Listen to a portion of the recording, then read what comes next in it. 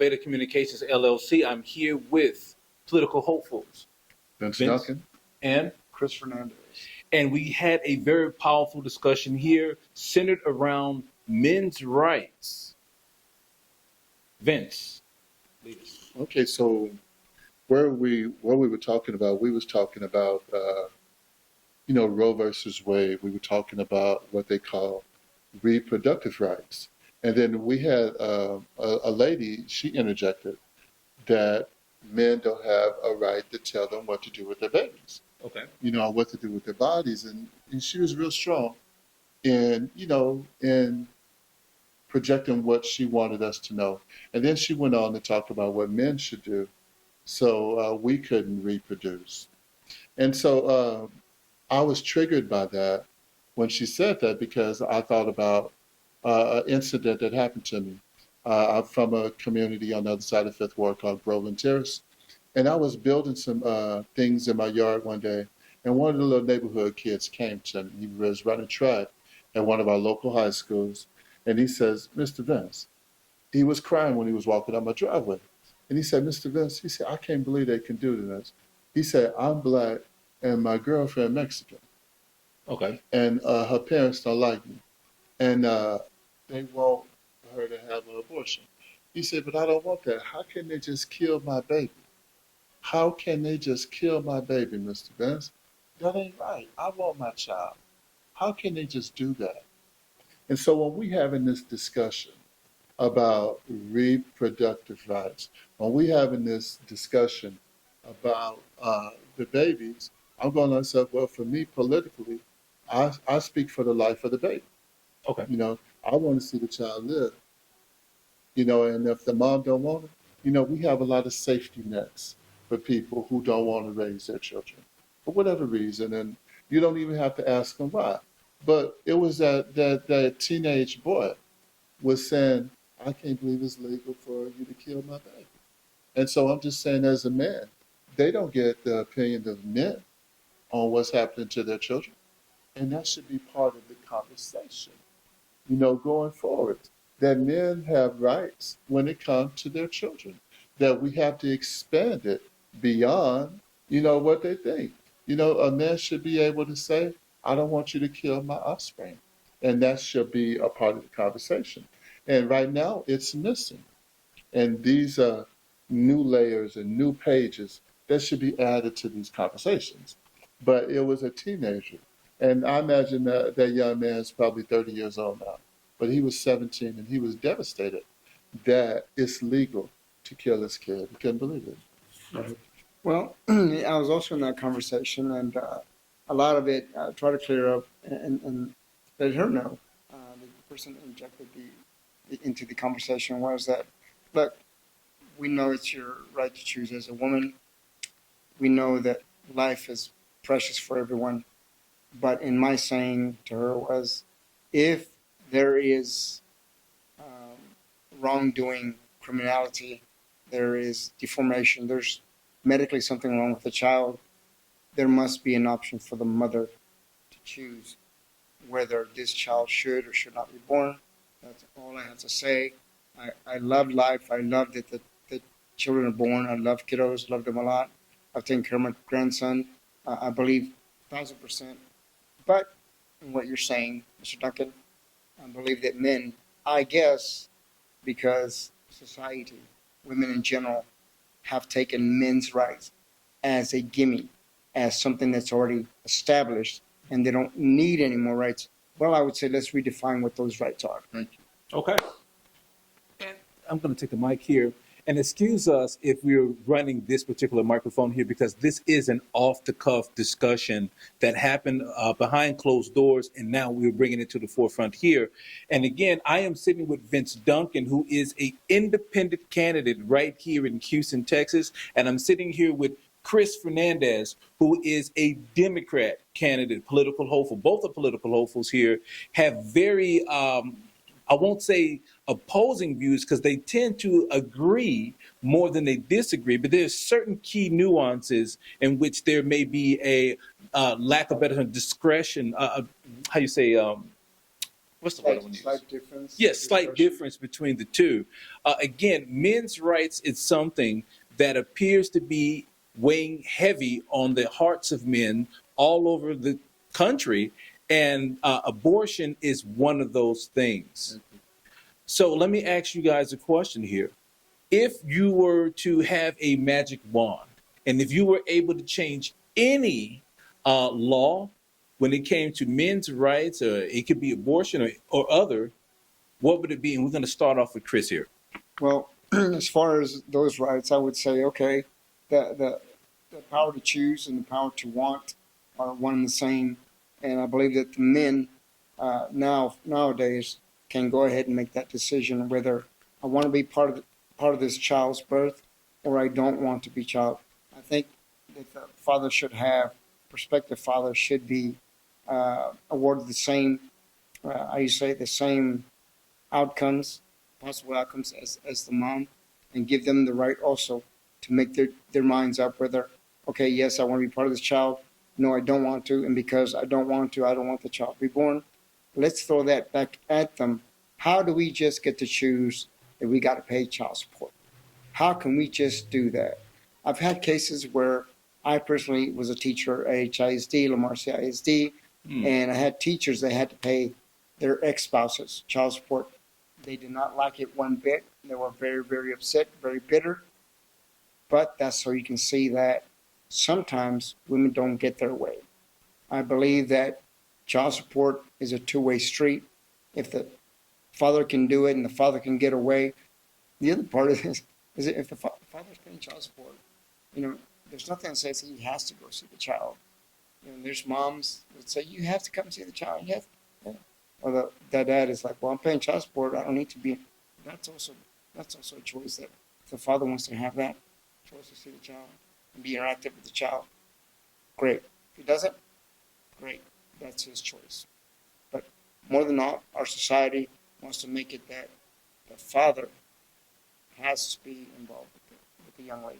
And it's not like that. They also have rights. Well, how would you change that, sir? Like, as a political hopeful, let's say you get elected to office next week. What processes would you put in place to help men? Well, for right now, one of the things I can tell you is lobbying for men's rights. Number two, I am writing immigration law, which includes a lot of it is men's rights. Wow. In immigration. And I did that in 2012. And a lot of Al Green, a lot of the folks that were in Congress at that time didn't do much with it. They said they took it to the Capitol. I don't think they did. Wait, let me see. I just saw Al Green just this past Saturday at the 5050 protest rally right here in Houston, Texas. And are you saying that you may have slipped him and his cohorts a bill for the proposal for men's rights? For men's rights, and they sat on it. And I was told that they took it to Austin, but they didn't want to do anything with it.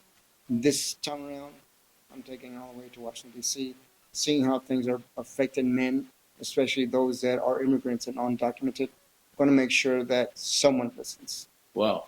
So that's one of the things I'm doing. Well, okay, with regards to this conversation, the very men that wrote up these laws, it was based on their faith. And at the time that they were writing the laws, they believed that women cannot take care of themselves. They believe that women are the weaker and that they cannot take care of themselves. So they want to create a society where men take care of women. All right, so I'm saying now, at the time they're writing those laws, we're not living in this, what we call modern society, where women are equal to men in so many areas, and where women can work and they can provide for themselves. Then the laws need to come up to date. So I'm saying, hey, so now it's time for the laws to come up to date. So now, if you are a married couple or not married couple, it should be support the child. It shouldn't be child support. So if you go to court and you say, Your Honor, I believe it takes $1,000 a month for me to raise this child. Now, if you all can't work it out amongst yourselves, then I believe that both parents should pay $500 into the court system. no more thing at just the dad. Just a dad. Right. I'm just saying, if you believe it costs $1,000. $1,000, then you got to pay $500 a month. He got to pay $500 a month. Well, And then we'll dole out a check. let me interject here. Yeah. There are some court cases where some of these celebrities are paying $10,000 a month. Now, the average person, the average man, makes anywhere between $40,000 to $55,000. That's the majority. Now, those guys that fall into that particular bracket, they're paying roughly $500, $600 a month sometimes. Yes.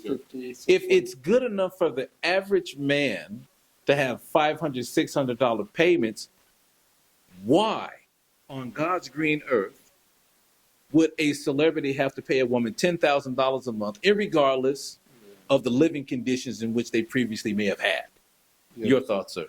Well, again, everything should be, and apparently supposedly is based on a percentage of what you make monthly.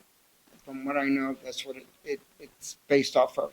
What they're wanting folks to pay in that scenario, I believe is too much. You're absolutely correct. It's outrageous and this shouldn't happen. There must be controls.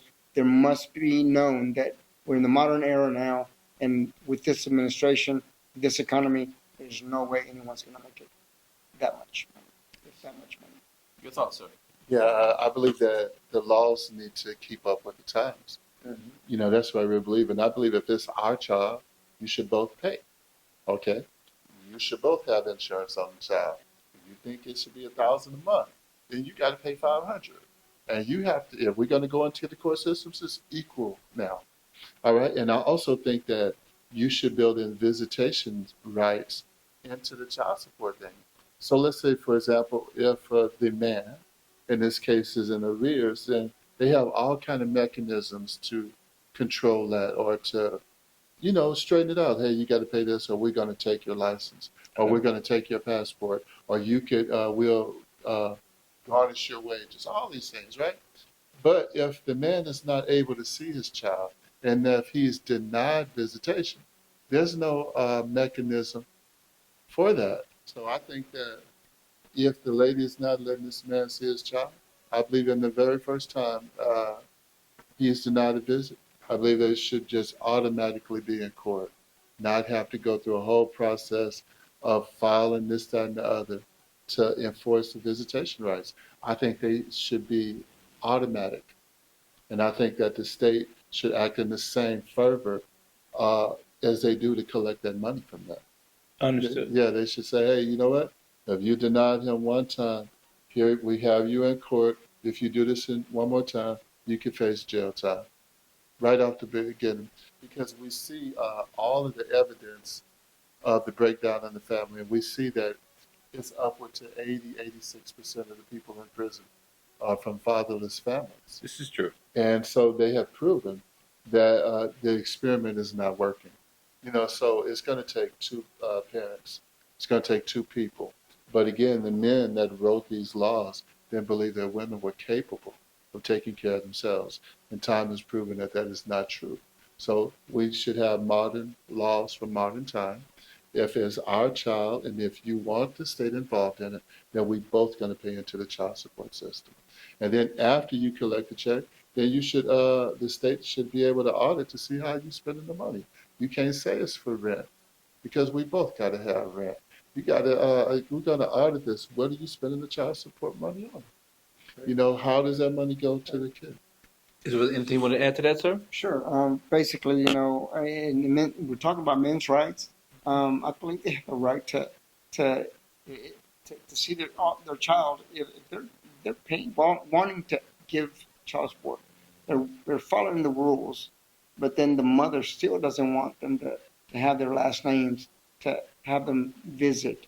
Well, it should be easier than, you know, all the paperwork that needs to be done to change that kid's last name. But automatically, obviously, someone had this child with her. Okay, so what's his last name? Who is he? Unless they really, really can't find him, unless the mother really, really lied very well. I mean, there has to be a last name, and it has to be the father's last name, not the mother's, because the way it is currently is, they can't find the gentleman. She doesn't remember, doesn't know, which is pretty bad, folks. If she does want to get the information, the courts, the hospital will put the mother's last name on the child, not the father. Because basically, they say we don't know who the father is. That needs to change. That right needs to stay with the father, regardless of who he is, regardless of whether he wants to or not. If we're talking about laws, we're talking about right and wrong, that needs to happen. Understood. Number one. Understood. I would like to add something. Paternity testing. Right now we have. This is what I'm saying. Everything that we have is backwards and it's outdated because we believe that the woman knows best in terms of everything in the child. So right now we have nearly 60%. It's either 40% or 60% of the children being born are not born to the man that's on their birth certificate. I believe it's almost 1/3 of men that are currently paying child support are not the father of the Of children. these children, yeah. And so paternity testing should be part of the whole process.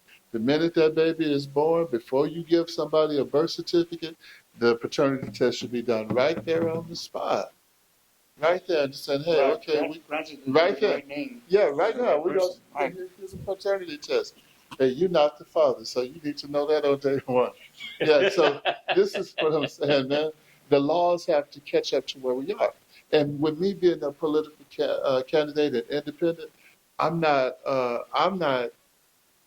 bound by the old process. I'm saying the whole thing should be fair. It should be modern. It should be every person should have a shot in America, and it shouldn't be limited by old traditional standards. Well, she the mom and she know best. Maybe she don't know best. Maybe the father knows best. Well, Mr. Duncan, as we spoke earlier, I've had my son since he was 4 years old. He's 29 years old right now. I took care of my son. I took him daycare, took him to school, make sure he went to high school, make sure he got educated, make sure he had a college degree. I made sure of all those things. Yes. And of course, I didn't have a spouse. And I am still single. He didn't have his mother.